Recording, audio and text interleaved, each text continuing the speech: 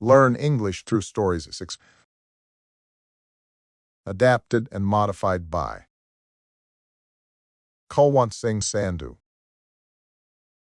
Contents. 1. The Thief. 2. Education in India. 3. Grammar page. Possessive nouns. 1. The Thief. By Ruskin Bond. I was still a thief when I met Arun, and though I was only 15, I was experienced and good at it. Arun was watching the wrestlers when I approached him.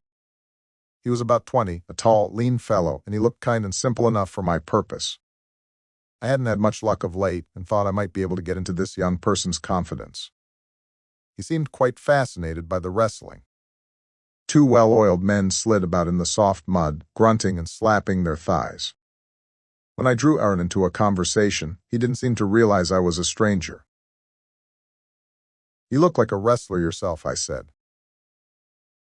"So do you," he replied, which surprised me for a moment because at the time I was rather thin and bony and not very impressive physically. "Yes," I said. "I wrestle sometimes." "What's your name?" "Deepak," I lied. Deepak was about my fifth name. I had earlier called myself Ranbir, Sudhir, Trilok, and Surinder. After this preliminary exchange, Arun confined himself to comments on the match, and I didn't have much to say. After a while, he walked away from the crowd of spectators. I followed him. "Hello," he said.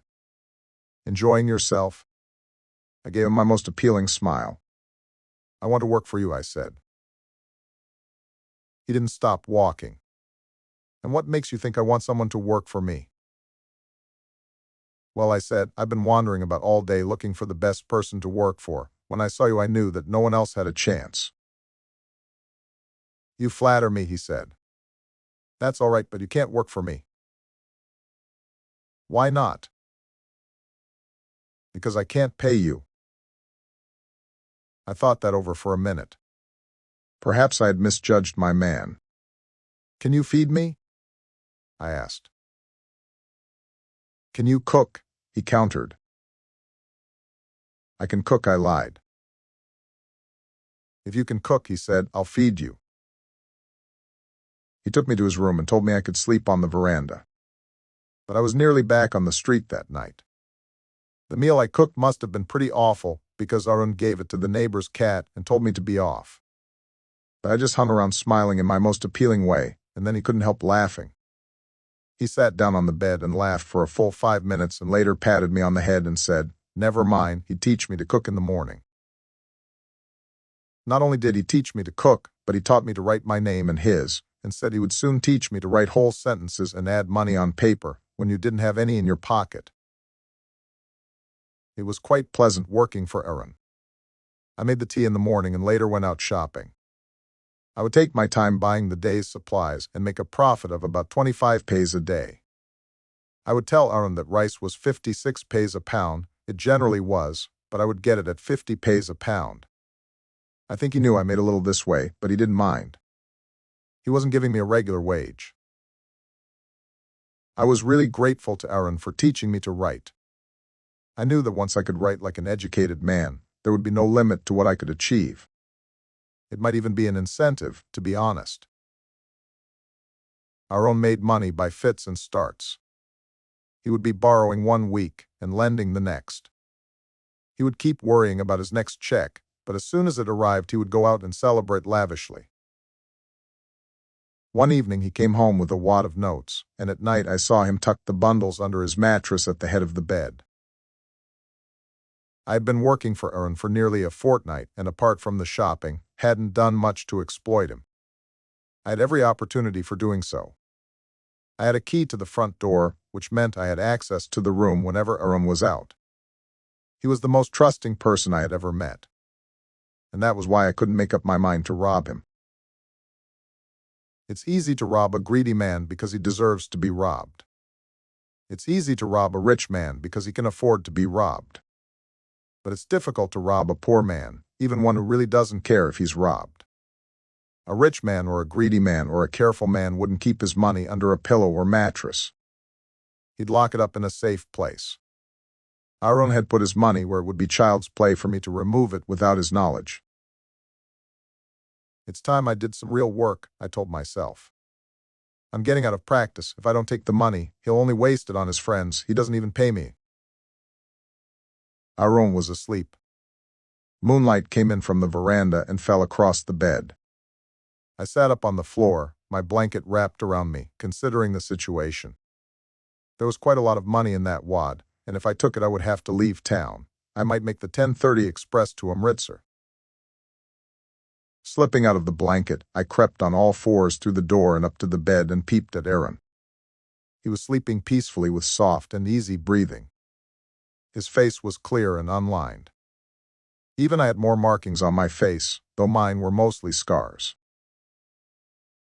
My hand took on an identity of its own as it slid around under the mattress, the fingers searching for the notes. They found them and I drew them out without a crackle. Aaron sighed in his sleep and turned on his side towards me. My free hand was resting on the bed and his hair touched my fingers. I was frightened when his hair touched my fingers and crawled quickly and quietly out of the room. When I was in the street, I began to run. I ran down the bazaar road to the station.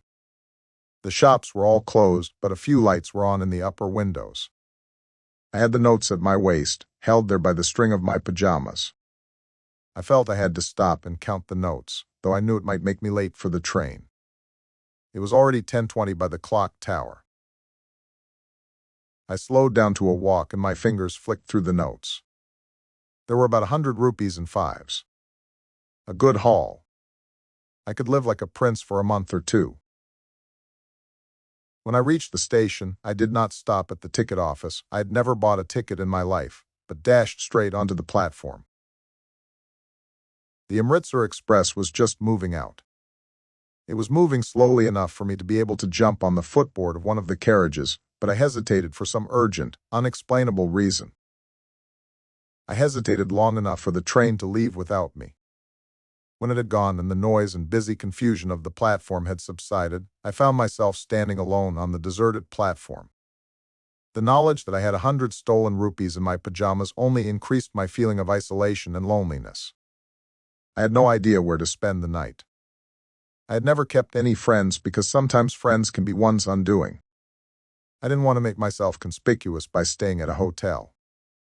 And the only person I knew really well in town was the person I had robbed. Leaving the station, I walked slowly through the bazaar, keeping to dark, deserted alleys. I kept thinking of Aaron. He would still be asleep, blissfully unaware of his loss. I have made a study of men's faces when they have lost something of material value. The greedy man shows panic, the rich man shows anger, and the poor man shows fear. But I knew that neither panic nor anger nor fear would show on Aaron's face when he discovered the theft, only a terrible sadness, not for the loss of the money, but for my having betrayed his trust. I found myself on the Maiden and sat down on a bench with my feet tucked up under my haunches. The night was a little cold and I regretted not having brought Aaron's blanket along. A light drizzle added to my discomfort. Soon it was raining heavily. My shirt and pajamas stuck to my skin, and a cold wind brought the rain whipping across my face. I told myself that sleeping on a bench was something I should have been used to by now, but the veranda had softened me. I walked back to the bazaar and sat down on the steps of a closed shop. A few vagrants lay beside me, rolled up tight in thin blankets. The clock showed midnight. I felt for the notes. They were still with me, but had lost their crispness and were damp with rainwater. Aaron's money. In the morning he would probably have given me a rupee to go to the pictures, but now I had it all. No more cooking his meals, running to the bazaar, or learning to write whole sentences. Whole sentences. They were something I had forgotten in the excitement of a really big man, a wise and successful man that was something. I should go back to Arum, I told myself, if only to learn how to write. Perhaps it was also a concern for Arum that drew me back. A sense of sympathy is one of my weaknesses, and through hesitation over a theft, I had often been caught. A successful thief must be pitiless. I was fond of Aaron.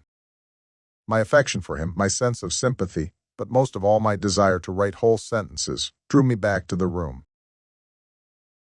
I hurried back to the room extremely nervous, for it is easier to steal something than to return it undetected.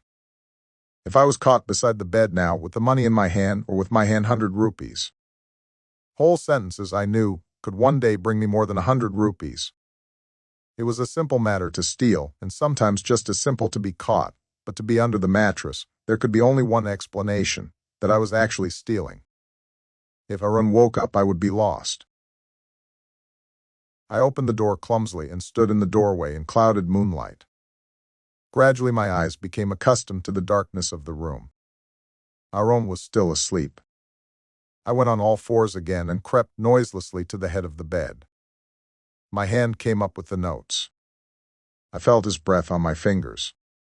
I was fascinated by his tranquil features and easy breathing and remained motionless for a minute. Then my hand explored the mattress, found the edge, and slipped under it with the notes.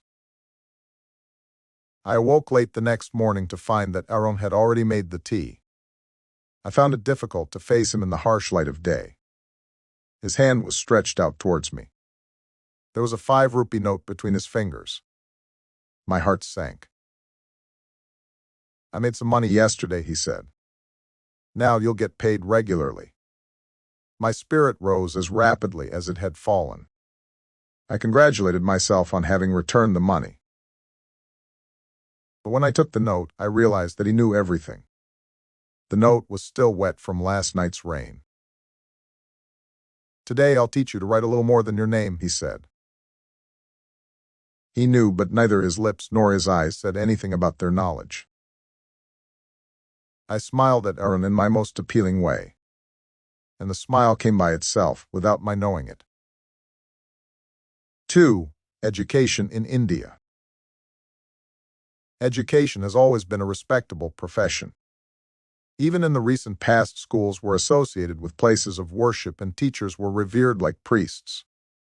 Emphasis used to be on moral education. The purpose of education used to be turning out physically, mentally, and morally balanced young men. But it is a matter of regret that today education is fast becoming commercialized. There is a mushroom growth of academies and tuition centers. Their purpose is only to make money. Students have a feeling that they are not well prepared to sit in competitive examinations unless they take coaching from one or the other coaching centers. When they go to those centers, a very heavy fee is charged to them. No common family can afford fees of that kind. Education is in a very bad state. The policymakers and the chairpersons of universities and boards, too, are not very serious about the purpose of education. The universities turn out thousands of young persons every year who are unskilled degree holders, unable to get employment. It is the duty of the government to take an active interest in the improvement of the education system. The present education system must be changed. Education should make people employable and good human beings. 3. Grammar page.